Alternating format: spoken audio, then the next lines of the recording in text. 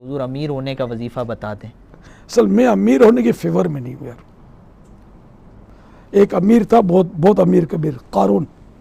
اس کا جو انجام ہوا نا کہ اب تک وہ اس کی دولت جو ہے نا اس کے سر پر بوجھ، وہ زمین میں دفا جا رہا ہے۔ تو میں نے بولا میں بڑا امیر و کبیر ہوں، کیوں؟ در مصطفیٰ کا فقیر ہوں۔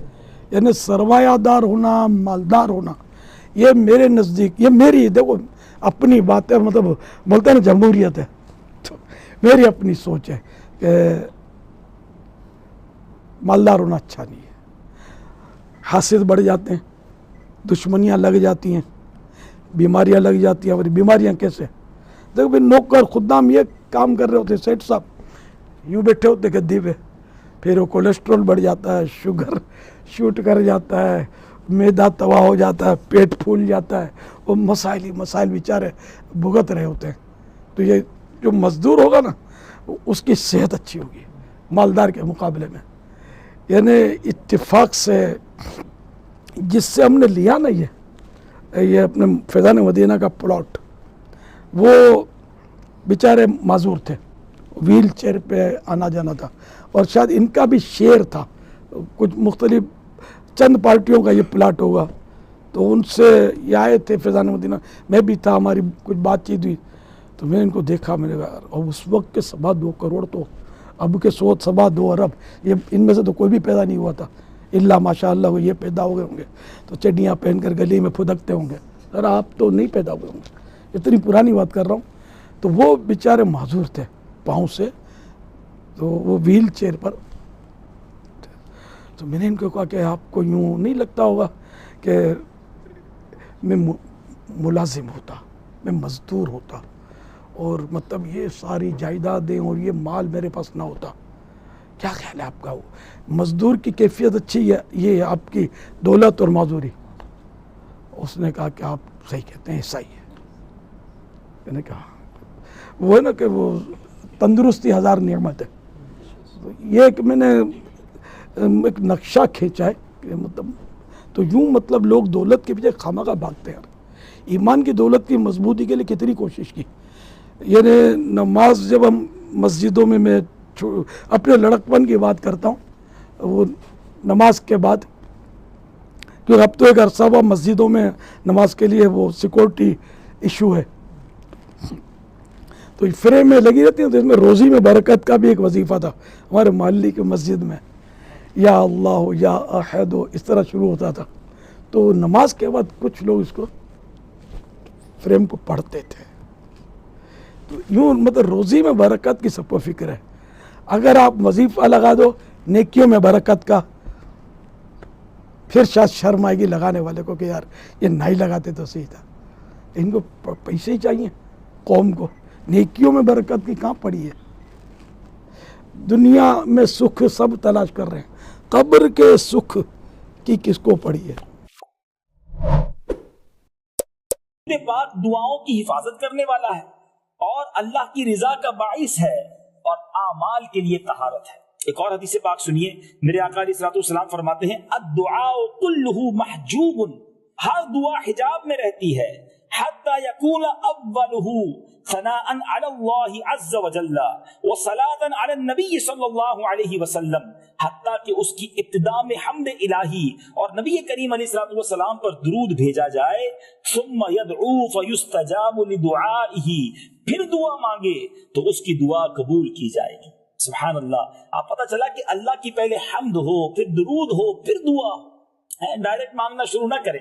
آپ نے دیکھا ہوگا دعوت اسلامی کے اجتماعات میں امیر اہل سنت کا بھی ایک انداز ہم نے دیکھا، الحمدللہ رب العالمین والصلاة والسلام علی سید الانبیاء والمرسلین۔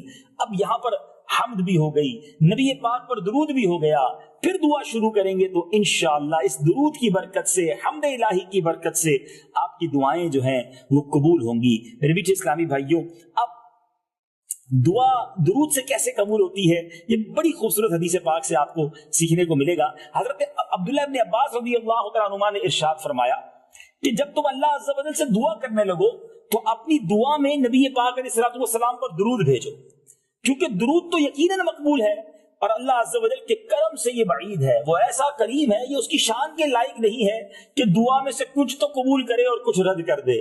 تم نے درود پڑھ لیا، درود قبولیت والی چیز ہے، تو اس کی برکت سے دعا بھی قبول ہو جائے گی۔ سبحان اللہ سبحان اللہ۔ اب زندگی میں اپنا عمل پکا کر لیجئے کہ جب دعا مانگنی ہے اول آخر درود پڑھنا ہے، شروع میں حمد کرنا ہے، ہو سکے تو کچھ کثرت سے درود پاک پڑھ کر پھر دعا شروع کریں تو انشاءاللہ برکتیں ہی برکتیں ہوں گی۔ اب وقت ہوا ہے خوبصورت واقعات سننے کا۔ دلائل الخیرات شریف کو کون نہیں جانتا؟ یہ درود پاک کی وہ شہرہ آفاق کتاب ہے جو دنیا کے کونے کونے میں پڑھی جاتی ہے، مختلف زبانوں میں اس کے تراجم ہو چکے ہیں، انٹرنیشنلی ریناؤنڈ، زبردست اس کی شہرت ہے اس کتاب کی۔ یہ کیسی کتاب ہے سبحان اللہ، یہ کتاب لکھی کیسے گئی، اس کی وجہ کیا بنی؟ بڑا ایمان افروز واقعہ ہے، کیونکہ دلائل الخیرات شریف جو لکھنے والے ہیں اس کے جو مؤلف ہیں محمد بن سلیمان جزولی رحمۃ اللہ تعالی سبحان اللہ۔ آپ کہتے ہیں کہ ایک بار آپ نماز کے وقت کہیں جا رہے تھے اور وضو کرنے کے لیے کھڑے ہو گئے، مگر قریب کنواں تھا، کنویں سے پانی نکالنے کے لیے کوئی طریقہ نہیں تھا، کوئی رسی یا ڈول وغیرہ نہ تھا، آپ پریشان تھے کیونکہ وضو کرنا تھا۔ تو قریب ہی ایک مکان کی چھت پر ایک چھوٹی منی موجود تھی، مدنی منی۔ اس نے پوچھا کہ آپ کون ہیں؟ تو آپ نے اپنا نام بھی بتایا اور صورتحال بھی بتائی کہ میں پانی نہیں نکال پا رہا۔ تو وہ بچی کہتی ہے کہ آپ ہی وہ بزرگ ہیں جن کی بڑی مدح سرائی کی جاتی ہے، جن کا بڑا چرچا ہے، آپ حیران کھڑے ہیں کہ کنویں سے پانی باہر کیسے نکالیں گے؟ یہ کہہ کر اس بچی نے کنویں میں تھوک دیا۔ اس مدنی منی کا، اس بچی کا تھوک کنویں میں جانا تھا کہ پانی جوش مار کر کنویں کے منہ پر آ گیا، اتنا اوپر آ گیا۔ حضرت شیخ نے وضو کیا، وضو سے فارغ ہو کر فرمایا میں تجھے قسم دے کر پوچھتا ہوں کہ تو اس مقام پر کیسے فائز ہوئی؟ وہ بولی اس ذات اقدس صلی اللہ علیہ وسلم پر کثرت سے درود و سلام کی وجہ سے جو ویران کھنڈروں میں چلتے تو وحشی جانور ان کے دامن سے لپٹ جایا کرتے تھے، اس پر شیخ نے قسم کھائی کہ نبی پاک علیہ الصلوۃ والسلام پر درود و سلام کے موضوع پر کتاب ضرور لکھے گی۔ وہ مدنی منی ریزن بنی، سبب بنی دلائل الخیرات شریف لکھنے کا۔ اور حضرت محمد بن سلیمان جزولی رحمت اللہ تعالی کو درود پاک کا ایسا فیضان نصیب ہوا کہ آج ان کو دنیا سے گئے ہوئے سینکڑوں برس ہو گئے، مگر دنیا کے کونے کونے میں عاشقان رسول دلائل الخیرات شریف پڑھتے ہیں، اس کا ورد کرتے ہیں۔ اور آپ کے بارے میں آتا ہے کہ ایک عرصے تک آپ کی قبر سے مشک کی خوشبو آتی ہے۔ حضرت محمد بن سلیمان جزولی رحمت اللہ تعالی کا آج بھی مزار شریف مرجع خلائق ہے، دنیا بھر سے لوگ جاتے ہیں، برکتیں لوٹتے ہیں۔ یہ مزار موراکو میں، مراکش میں آج بھی موجود ہے۔ شاعر نے بڑی کمال کی بات کی ہے، میرا نام کرے گا روشن دو جگ میں نام تمہارا۔ یقین جانیے آج بھی دنیا میں دیکھ لیں، جن جن لوگوں نے نبی پاک کے چرچے کو بلند کرنے کی کوشش کی، اپنا حصہ ملانے کی کوشش کی، اللہ عز و جل نے انہیں عروج دیا، انہیں بڑا مقام دیا۔ شاعر لکھتے ہیں نا، ان کے جو غلام ہو گئے، ان کے جو غلام ہو گئے، وقت کے امام ہو گئے، نام لیوا ان کے جو ہوئے، ان کے اونچے نام ہو گئے۔ اللہ مجھے اور آپ کو نبی پاک علیہ الصلوۃ والسلام کا خوب ذکر خیر کرنے کی توفیق عطا فرمائے۔